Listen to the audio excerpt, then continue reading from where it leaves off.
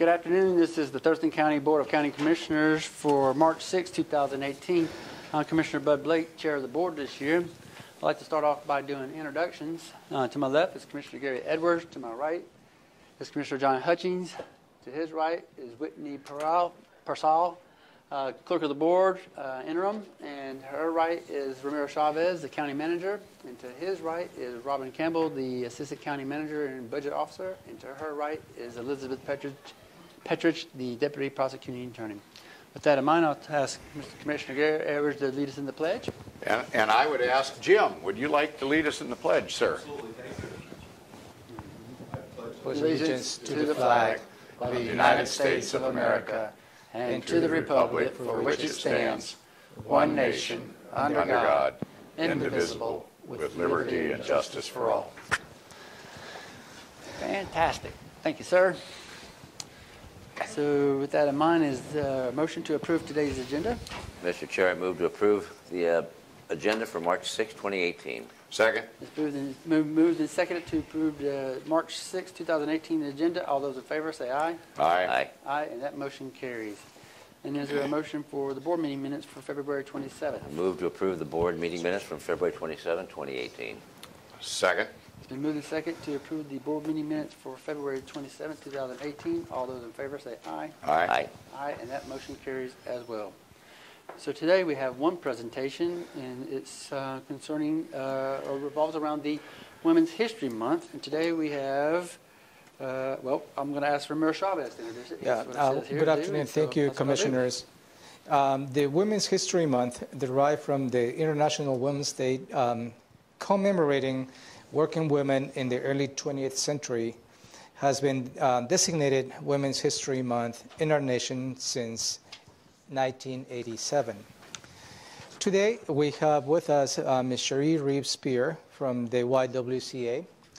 Just to give you a little bit of a background, the Board of County Commissioners awarded $2,000 of stewardship for historic YWCAE of Olympia to transfer documents of the founding, photographs, scrapbooks, public relations materials, artifacts, plaques, awards, and more to the Washington State Historical Society, specifically related to the Washington Women's History Consortium.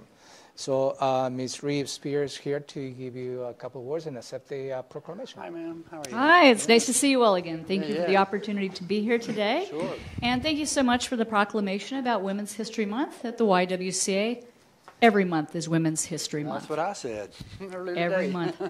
13,000 people we serve every year. 80% are women.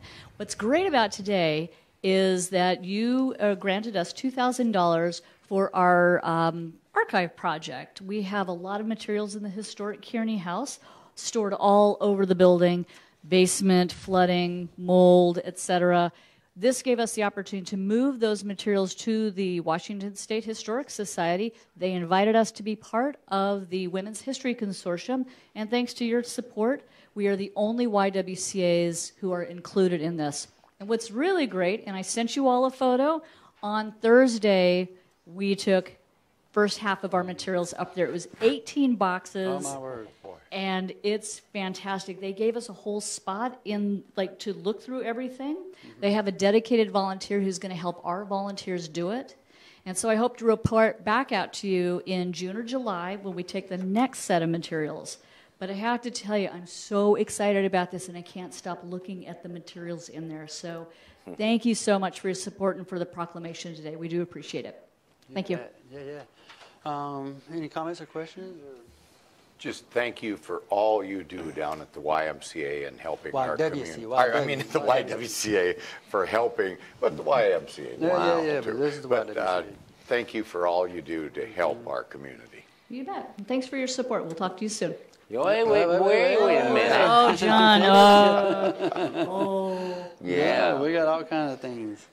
I am here because of a woman, my mom. Oh, yeah. And I have 5 sisters. And it kind of worked out that way. And my wife got me here as well. But women have been an exceptionally huge part of my upbringing and of role modeling and such. My mom, back in the 70s, after raising 9 children, she actually went into business for herself and owned a business and was president of the, I'm going to get the acronym probably wrong, ABWA, is it the American Business Women's Association? There you go. Back in the 70s. She's traveled the world. Again, on top of raising 9 children and, you know, being married at the time as well, and before my dad died, various women in my immediate and extended family, entrepreneurs in commerce, in politics. It is amazing all the things that they have done.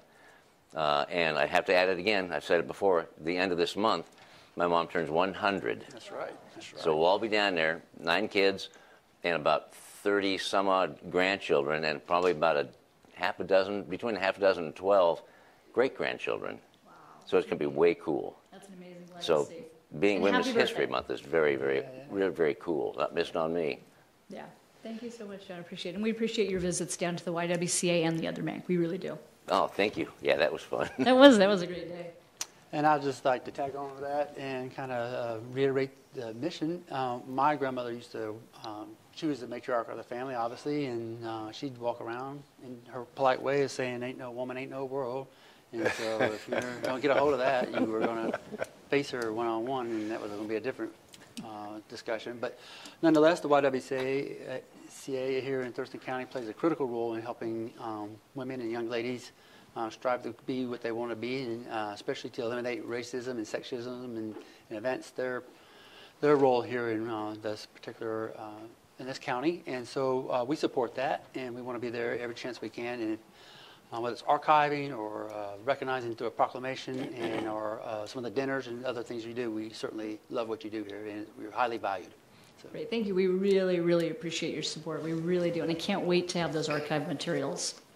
And one more thing. You know, I just can't let you guys do the blame on this, because I have to say I'm here because my mom used to tell me on a regular basis, just make sure you treat people the way you'd like to be treated, and life will be so easy. And she was right. Wise words. Yeah, yeah. Thank you so You bet. much. Oh, wait. So my mom would say, John Francis? Xavier. Xavier. He remembered. Thank you so much, Mr. Thank you so much. Thank you. Did she stay for the reading? Yeah, where are you coming? No, sit down. I mean, stand up. I have to read to you. And then we're going to get a picture of it. Yeah, we're going to get a picture. So we're being goofy. You're on the hook for a little while yet. No. In a second. Yeah. Sorry. This is the proclamation for Women's History Month.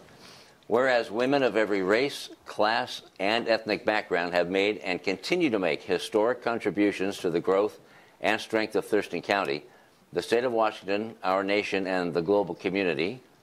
And whereas these contributions have been critical to the growth and development of our economy, our cultural and artistic achievements, our social advancement, and all areas of accomplishment.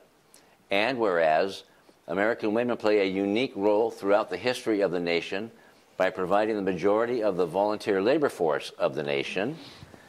And whereas American women are particularly important in the establishment of early charitable, philanthropic, and cultural institutions in our nation.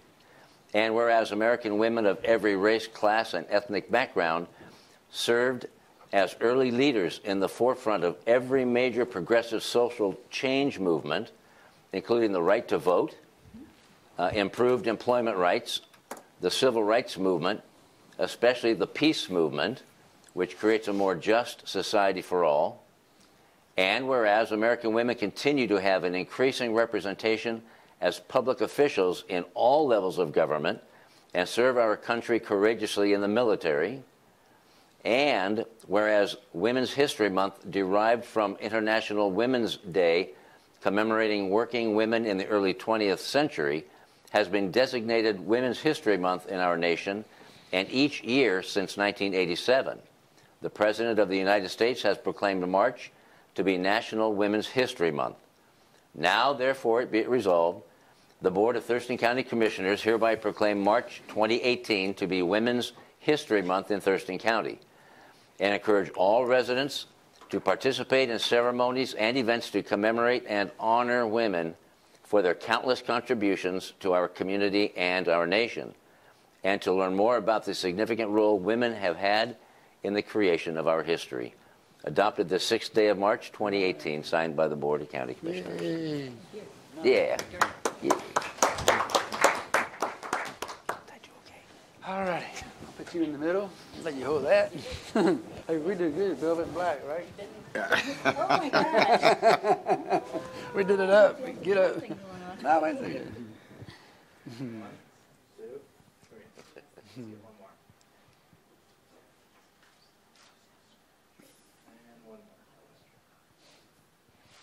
You always take more. You bet. I like that. You're styling. Oops, sorry.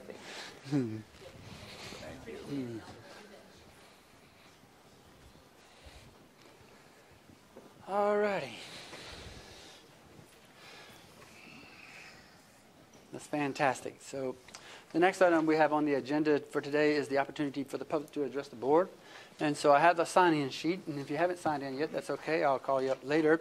The rules go like this. It's the first come, first serve. And there's 3 minutes going to be posted up on this clock here in about 2 seconds. And when the countdown goes from 3 to 0, at the 0, have this little sound. That means you're over with your 3 minutes. But if you're in midstream, mid-thought, I'll let you finish up, but I'll kind of politely ask you to finalize it so we can wind it down. And so I have, when you come up to the podium, just kind of state your name and generally where you're from in the county. So that's for the record, okay? So I have Connie Phegley. Connie, how you doing there? Come on up. How are you? Great. You have the microphone and the floor. Go ahead. Hi, my name's Connie Phegley. I'm a resident of Olympia. I'm a small business owner, and I also own a building in downtown Olympia on Franklin Street. My parents also own a small business in Tumwater. And I'm here grateful for the segue of being a woman and wanting to talk about justice. It takes some courage to come up here and just say I'm really disappointed with the county's response in terms of homelessness and mental illness and opioid use and public bathroom access, especially in downtown Olympia, which has become sort of a center for the whole county to gather, to not only participate in the arts, go out, see friends, and get social services. We've been downtown for 23 years, and we bought our building as a full commitment to the community. I have 3 kids that I really want to be able to send to college and pay all the bills. And I'm starting to really feel the heat that we're not paying attention as a community to public health issues. And when I read articles about cities like San Diego having to bleach their sidewalks because of a hepatitis outbreak, because of the lack of access to public bathrooms, and as a business owner that has to pay into the PBIA, I've been paying for people to clean up human waste for years, and there's not enough access to public bathrooms. The state is willing to be in this conversation, the city's willing to be in this conversation, but the county seems completely absent, and I don't really understand why. I appreciate Commissioner Blake. I know that you're one of the only elected officials that came to one of the emergency warming shelters that was recently hosted by Interfaith Works. But when I look at those shelters and I look at the Providence Community Care Center, I see facilities that are completely understaffed, overworked, seeing over 200 people a day. It's not feasible to continue. It's not sustainable to continue down the path. We're seeing all kinds of vandalism and open drug use and drug sales more than we've ever seen before in 20 years. And I just need to know that the county is somewhere in the conversation and is in communication with the city, with Interfaith Works, with Providence, to be part of a solution. And I don't know how to be part of that conversation as just a taxpayer and a parent and a community member and a business person, but it's stopped feeling like a healthy place that I can stay in business. And I'm not going anywhere, but I need for the county, especially in terms of public health, to be part of addressing what's going on, which is a lot of people in poverty, in crisis, that don't have anywhere to go. And I don't have anyone I can call. I mean, I know there's the telecare or whatever, but I don't have that number. When I've got somebody like elbow crawling like toward their wheelchair, in my alley, who am I supposed to call? I mean, and this is usually everybody's done at 5 o'clock. And I need for there to be funding and support to make downtown feel like a more healthy, welcoming, and safe environment for everybody. Sure. Thank you so much, Connie. All right. Thank you for your words. All right. Mr. Tom Schrader? Okay. Great. So is there anybody else in the audience who'd like to come to the podium and address the board? None? Okay. So that concludes the portion of the public to address the board. I'll move on to the county manager's update. Is there an update you have there? I don't have any specific updates for you today, Commissioners. Okay. Great. Let's move into consent items. And so we have consent items A through D. Is there a motion for the consent items? Mr. Chair, I move to approve consent items A through D, Delta. Second. It's been moved and seconded to approve the consent items A through D. All those in favor say aye. Aye. Aye. Aye, and that motion carries. So the first item we have as far as the departmental items is the Public Health and Social Services. We have the Hazardous Weather Shelter Funding. I have Mr. Gary Aiden from Public Health and Social Services. He's going to give us a little background, and then we'll see what he has to say. Yes, sir. Thank you very much. Gary Aiden, Public Health and Social Services. This request today is to amend 3 existing contracts that we have for emergency cold weather shelter, hazardous weather shelter with the Salvation Army, the Family Support Center, and Community Youth Services. These contracts amendments will allow the agencies to stay open until April 30th, and they opened this year in November 1st. So these contracts will allow them to operate every single day during that time period and provide housing for those folks who are in need on the streets. The total contract amendment is $112,800. It's an increase of $65,800 to the Salvation Army for a total of $114,500, and $25,000 for Family Support Center for a total of $55,000, and $22,000 to Community Youth Services for a total of $30,500. This comes with the recommendation of the Hazardous Weather Task Force and the Director of the Department of Health. Happy to answer any questions. Any questions or comments? I guess I'd just ask that would you estimate that some of this resource goes to deal with the last speaker's concerns? I believe some of it does. It gives folks an opportunity to get off the streets in the evening. Okay. And this, I just want to reiterate, this comes from the 2163 money, which is the Homeless Housing Fund. That is correct, sir. Okay. Yes. Thank you. And so, not to put you on the spot, if not, I can elaborate. The whole Hazardous Weather Task Force, are you able to kind of give a little bit of background on what that consists of as far as the task force itself as an organization? Sure. It's a group of nonprofit providers of housing and services. Mm-hmm. It's members from various cities who have participated. Lacey and Tumwater, Olympia members have shown up. They have discussions in this room, I believe once every couple of weeks, to sit down and address the issue of what do we do about those folks that are on the streets and in need, particularly during weather that is now called hazardous. It used to be called cold weather. Right. Right now, it's any type of situation that would affect a person's life and their safety on the streets. So, and so the plan, because I sit on that board, is Yes, sir. that we have a 3-tiered plan. The first layer, if you will, is seasonal, and it's the typical seasonal weather you might see here in Thurston County or the Pacific Northwest. And not to belabor it, but it's drizzly, wet, cold, a little bit of wind. And that's seasonal, just for our conversation here. But when we get into what I call a weather snap, and it's 96 hours or less, ice, snow, heavy rains, and trees down and that kind of stuff for that time period, then we surge. We go into what we call code blue, and that's where this money helps out a lot because that surge factor, we did away with what we call the 38-degree rule, and it opens up not year-round, from November 1st to April 30th.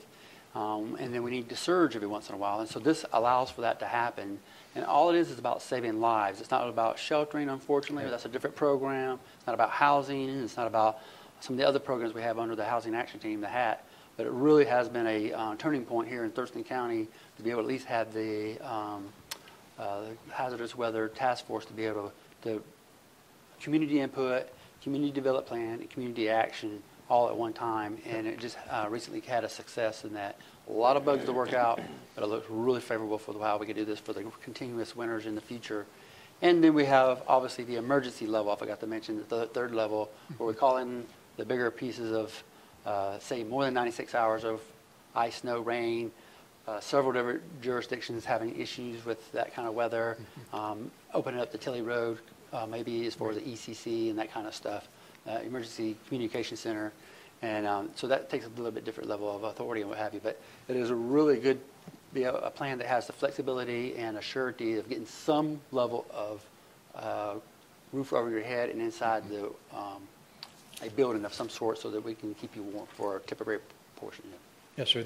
I think this is a great step. There are several yet to be taken. I appreciate your leadership in that hazardous weather task force. Yeah. We did it. It just started that last September, so we're really good. Is there any other comments? I don't want to put you on the spot either, Gary. So it's going to be just a rough estimate. You have it up in your head, I know. About how much approximately annually does the county grant out in homeless housing funding? About $2.8 million a year. Yeah. $2.8 million a year. And does that leave a lot of still people in desperate need? Yeah. Oh, we have hundreds in need that we can't help. Yeah, just because of the lack of resources. Lack of resources, and still some people go unfunded, or some organizations go unfunded. Right. Many don't get their full request, which is a real challenge. Thank you. Gary has a question. Yes, sir. Gary, if somebody wanted to become more aware of the resources that we put into this tragic situation that this young lady addressed us on today, sure, where would they go to get that information? Well, they could contact me, give me a call, 867-2532, and I'll hopefully be able to handle that number of calls that come in. We post our annual awards on our website, and there's a listing on the public health website under housing and community renewal, and all of our funding awards are there, and they can see which agencies and how much money and the terms of the contract. Okay, thank you very much. Yes, sir. Great. That's it. Is there a motion for this? Thank you, sir. I move to approve housing contracts between the county and the Salvation Army, Community Youth Services, and the Family Support Center to provide hazardous weather emergency shelter, and authorize the Director of Public Health and Social Services to sign the contracts and any amendments that do not change the approved dollar amount or duration by more than 15%. Second. It's been moved and seconded as stated. All those in favor say aye. Aye. Aye, and that motion carries. Thank you. You bet. Thank you, Gary. Thank you. Next, we have the Community Planning and Economic Development Department, and I have the official document comprehensive plan. I think Allison Osterberg is going to give us some background on that, and it is absolutely a great moment here for the county to be able to talk about this. Good afternoon, Commissioners. Good afternoon, Allison. I am here today to request that the Board approve the official comprehensive plan amendment docket for 2018 and 2019. And the docket is just a list of projects that may potentially change the county's comprehensive plan that the department will work on over the next year or multiple years. Under the Growth Management Act, the county is required to have a process for the public to suggest changes to the comprehensive plan. And we also use the docket to be transparent about the projects that we intend to work on. So, suggested amendments are placed on what we call the preliminary docket, and then the board makes the decision on which of those go onto the final official docket. So for this round, applications for the docket were due in November of 2017, and the board received 3 applications, all for site-specific land use amendments. The board reviewed the preliminary list of potential amendments and solicited public comments through February 2nd of this year. Written comments that we received were reviewed with the board, and the official docket that's before you today reflects guidance given by the board after reviewing those comments. And again, the docket is just a list that provides guidance on what projects the county staff are going to work on. Each item on the list will go through its own individual analysis and public review before any final decision is made. And I want to just go through a quick summary of what we have on the docket. Item number 1 is the periodic comprehensive plan update. That's the update that's required under the Growth Management Act, update to our comprehensive plan. That includes also updates to the joint plans with the cities of Olympia, Lacey, Tumwater, Yelm, Rainier, Tenino, and Bucoda. There's a lot of work going on with the comprehensive plan update. We've got 2 open houses later this month on March 27th and on March 31st. So come on out to those open houses. Item number 2 is the Prairie Habitat Conservation Plan. That is the county's plan to identify protection of endangered species while allowing for continued development within the county in compliance with the Federal Endangered Species Act. Item number 3 is the Shoreline Master Program, which is a required update to the county's Shoreline Master Program in compliance with state guidelines, and that's currently underway.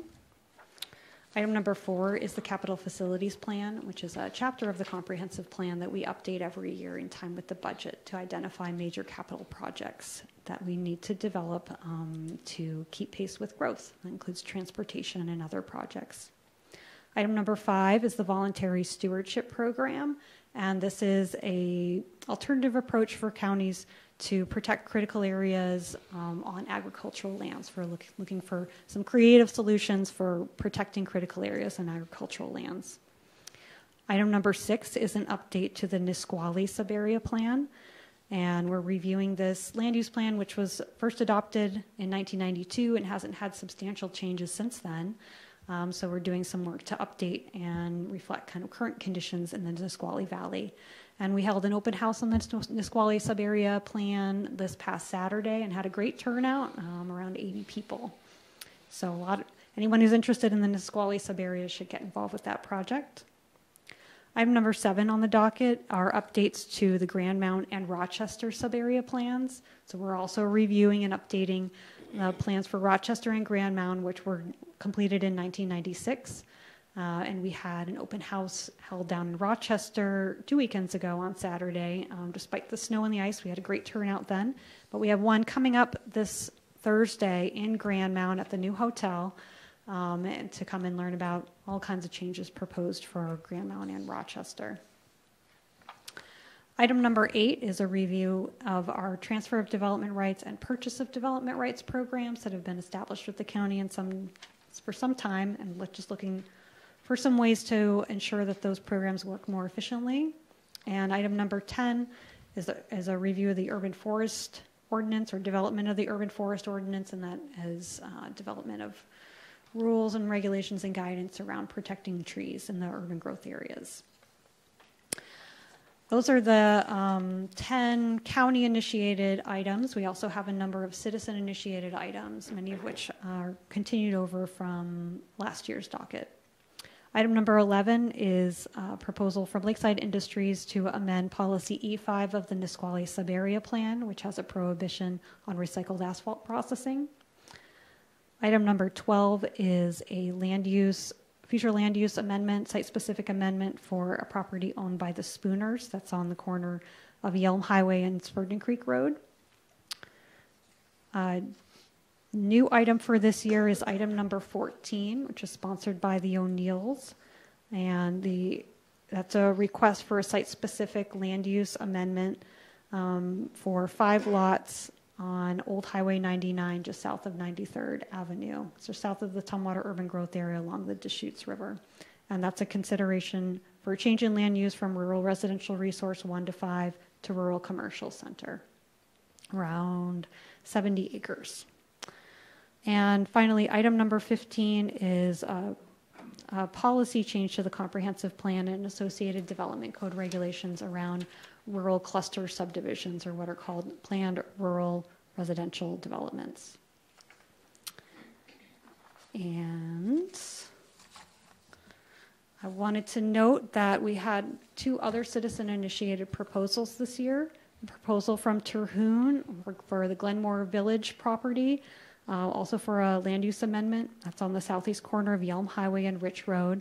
That proposal, on the direction of the board, has been included in the scope of work for item number 1, the comprehensive plan update, as part of our review and update to the joint plan for the Olympia growth area. And the second proposal in the Rochester area, proposal from the DRACT was for a land use amendment for 5 parcels in the Rochester area, and on the board's direction, that has been included in the scope of work for item number 7, update to the Rochester and Grand Mound sub-area plans. And that's my presentation. I'm happy to take any questions at this time. I don't have any. Excellent job. You said it early on in your presentation, Allison, and I just think it bears repeating that each of these items on the official docket will have its own public comment and public review before any final decisions are made. Absolutely. And some of these are multi-year, and others may or may not be completed within this year. Yep. A number of these projects, are multi-year projects and will take several years to complete, but some of them are shorter and will be completed this year. And so anyone who's interested in where any of those projects are at the stage, or what stage they're at, or want to be involved in the public meetings that are coming up should check out the Longrange Planning's website. Sign up for our web mail. You'll get email notifications about any public meetings, public hearings, or comment periods that are coming up associated with any of those projects. Beautiful. Thank you. Just to reiterate, why is it important to have a comprehensive plan? And because I say that because I've been here 4 years, and you and I and a couple other staff members have kind of been etching this out, and it's finally taken some flight and some traction, and we're getting around the corner. Just relate that to the state and how we need to have this kind of comprehensive plan. For the comprehensive plan itself? Yeah. So the comprehensive plan is a guiding document for the county that looks at areas like land use, housing, transportation, economic development, environmental resources, natural resources like timber and agriculture, human health and well-being, and historic and archaeological resources. And that plan, essentially, as we all know, Thurston County is a very fast-growing area. We've got a lot of change that's occurred over the past few decades, and a lot of change that's projected to occur over the next coming years. And so the comprehensive plan helps us take a step back and look ahead. We look at how things are working in our county, and go out to the community and talk to folks to find out how well the goals and policies that we have are reflecting their vision. And we look forward at what's likely to be coming in the future. We know that this county is projected to grow by something like more than 100,000 more people living here in the next 20 years. And what impacts is that going to have on our stock of housing, and on our roads, and on where are people going to work, and where are they going to live, and how are they going to maintain the quality of life that we all enjoy here? How does that affect all of our resources? Those are all the questions that we ask as we update the comprehensive plan. How good a job are we doing? How could we be doing a better job to achieve the vision that we all have for this community? And we've made a lot of progress, haven't we? Yeah, we have. The board approved a scope of work for the comprehensive plan last year, right around this time. And we've done a lot of work this year, meeting with all kinds of community members, going out to different groups, kind of working through understanding what's been done since the last major update in 2005, and bringing all that information to bear on the new drafts that'll be coming out later this year. Later this year? Yep. Good. Later this year, or even maybe next year, but we will have a really good closure point as far as getting it done. Definitely. Right? It's going to be top notch. That's right. You had another comment? I don't know. Thank you very much. Is there a motion for this? Yes, I move to approve the 2018-19 official docket of comprehensive plan amendments. Second. It's been moved and seconded as stated. All those in favor say aye. Aye. Aye, and that motion carries. Thank you so much, Allison. Thank you very much. And the team that's done this, Josh's leadership and your leadership, it's been absolutely fantastic the last 3 to 4 years of getting behind the ball on this and pushing it. Oh, we're just getting started, Oh, so Yeah. hold your applause till the Oh, end. you ain't seen nothing yet. It's much better. Next, we have the amendment to the professional services contract, the Institution for Applied Ecology for Habitat Conservation Plan, and I think we have is Christine. Oh, Lisa. Cindy Wilson is going to come to the podium. I don't know why I said Lisa, but okay. Cindy, how you doing? Good. How are you? You have the floor. Good afternoon. What I'm bringing before you is a contract. Thurston County is a contract amendment. Thurston County is developing a prairie habitat conservation plan. Oh, yeah. In June of 2014, we entered into a contract with the Institute for Applied Ecology, IAE, to develop the HCP. This was paid for out of Section 6 grants. IAE developed a draft conservation plan in May of 2016. We've been working closely with them and responding to comments with U.S. Fish and Wildlife Service on the draft document. Part of the original scope of work was to have them continue to assist staff in revisions of the HCP. In June of 2017, the duration of the contract was extended through, and this may be a typo in your memo there, through August 30th of 2018. In October at that time, the board also asked for some additional elements to be explored. This was work that they wanted to look at ways to reduce the overall cost of the HCP. So IAE has, we've extended the contract. We need to provide some more funding, again, grant funding, not general fund, to work on this.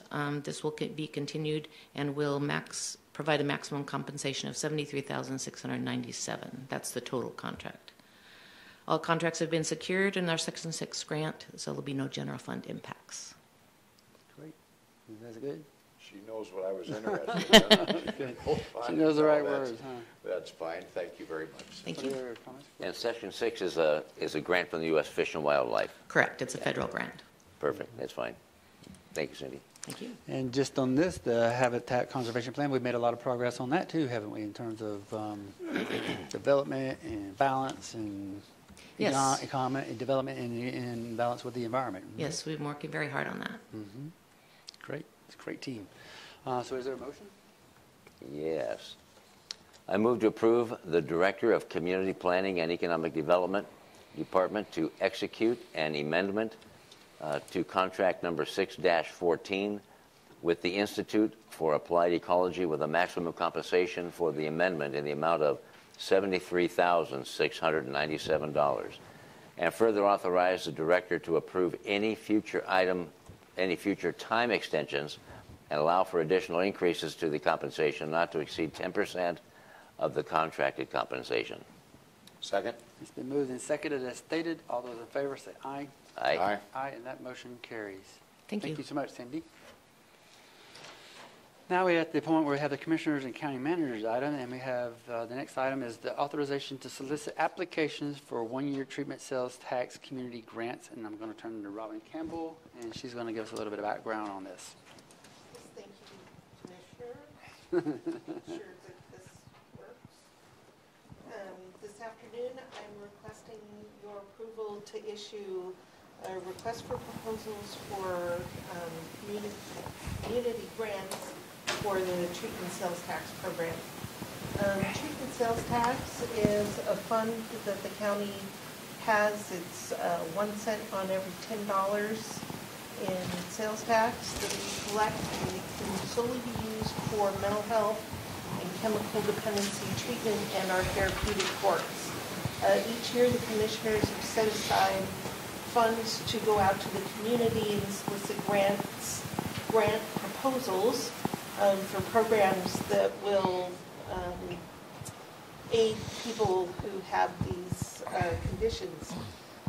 This year, you've set aside $250,000. The grants will give preference to programs that will assist young adults, youth, and veterans. They will be due to the county by Wednesday, April 18th, and are in the range of $30,000 to $100,000 that can be awarded.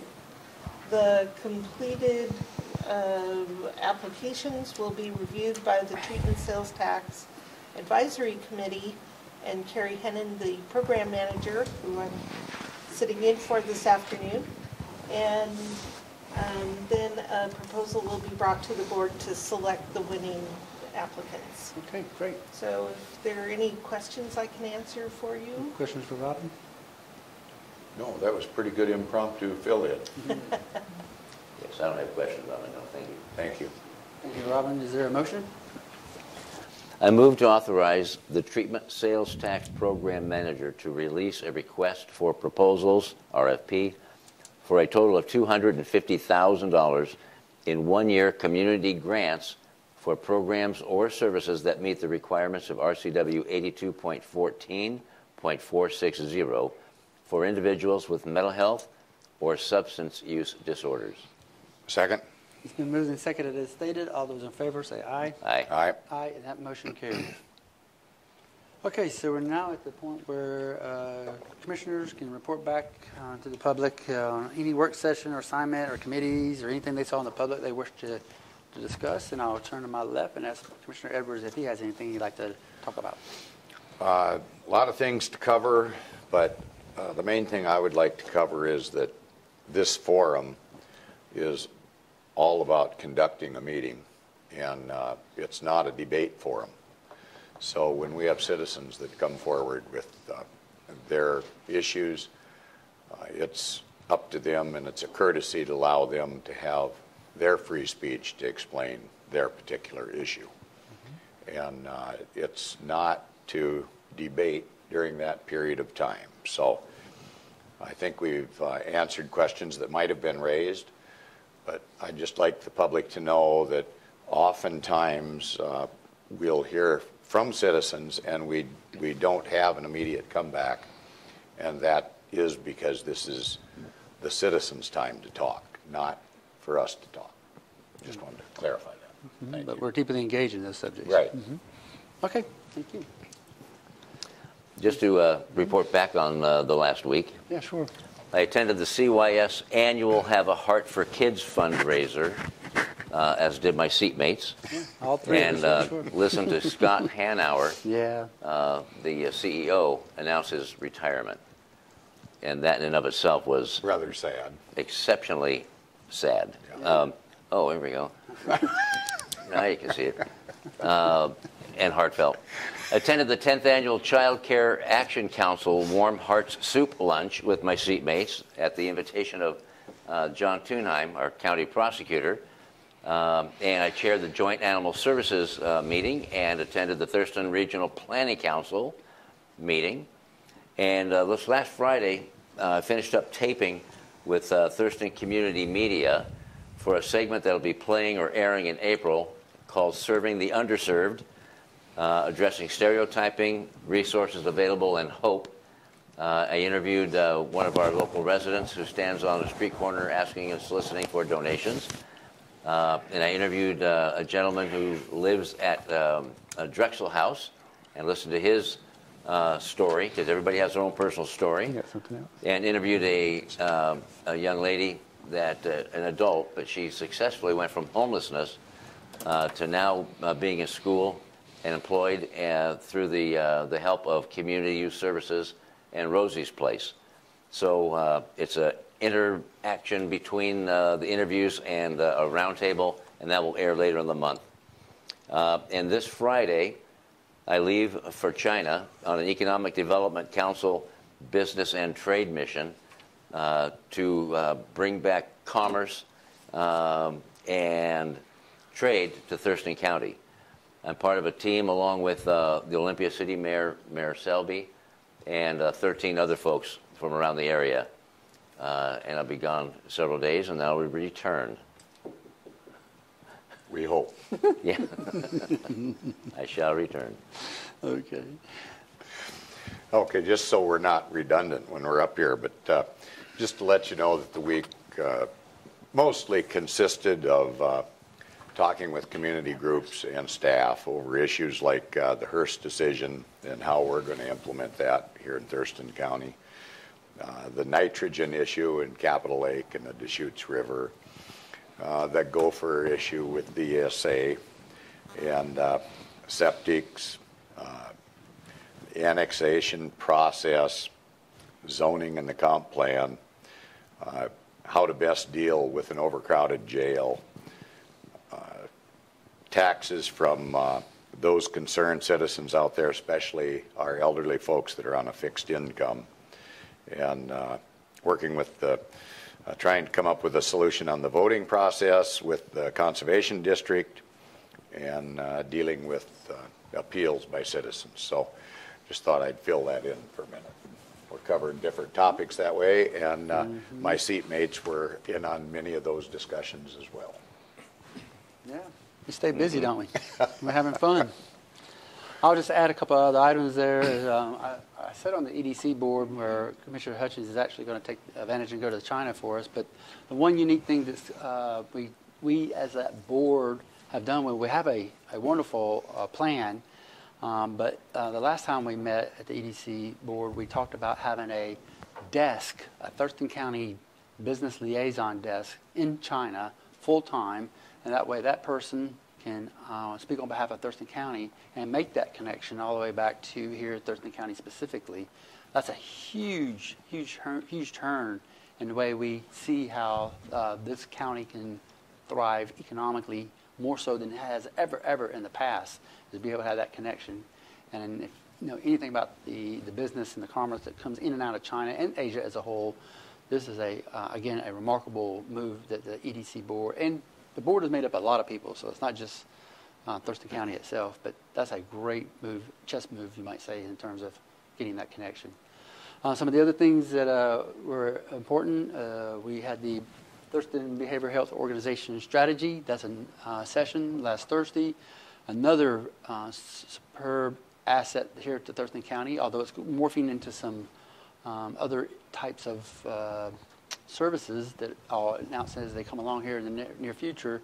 But we're going to keep the triage center. We need some work on that. Help those who have substance abuse and mental behavior issues. And the providers here throughout Thurston County and Mason County have absolutely wonderful. We have a wonderful relationship with them. It is a demanding field to be able to keep up with that in terms of a household that may have a schizophrenic or depression or whatever element is going on, even substance abuse. It's just rampant in some cases. It has its peaks and valleys. So we're challenged by that. But I'm just thankful we have the Thurston Mason Behavioral Health Organization and Providence and all those others that do have a behavioral health component. But we had that strategy session, Commissioner Hutchins and I and the team of about 35-something staff to see how we're going to look from here to 2020. And that was a really good session. So, and then, of course, I attended the same sort of fundraisers, and we all kind of went in the same direction. So that's my exceptions to the rule, those two items. So with that in mind, I'll turn to the county manager and see if he has anything for his calendar. Yeah, thank you, Commissioners. Let me walk you through your combined calendar for the next week. The appointments that are going to be highlighting, there are at least 2 commissioners will be present. You may have individual appointments on your individual calendars, and those will not be part of my report. Starting tomorrow, Wednesday, March 7th, at 9:30, you have Building Code Amendments briefing. At 10 in the morning, you have the Storm and Surface Water Advisory Board briefing. 10:30 tomorrow, you have the Courthouse Administration Building Project, the Talking Points and Communications Plan. That's a joint meeting with City of Olympia representatives. At 11:15 tomorrow, you will have the opportunity to welcome new employees to the county. 1:30 in the afternoon, Wednesday, March 30th, you will have an opportunity to meet with the consultant who's going to help us to negotiate a new franchise agreement with Comcast. At 2 in the afternoon, you have a briefing from the Executive Director of TCOM, and he will walk you through as to some of the radio needs that particular outfit needs in the future. Moving on to Thursday, March 8th, at 9 in the morning, you have a Superior Court update, which you will meet with Judge Schaller for an hour. At 10 on Thursday, 10 in the morning, on Thursday, March 8th, you have your regular Commissioners check-in meeting, where I will be developing and posting an agenda 24 hours in advance. Friday, March 9th, at 9 in the morning, you have the agenda setting where you will be reviewing the Thurston Mason Behavioral Health Organization board meeting coming up next week, where Commissioner Blake and Commissioner Hutchins are part of that board.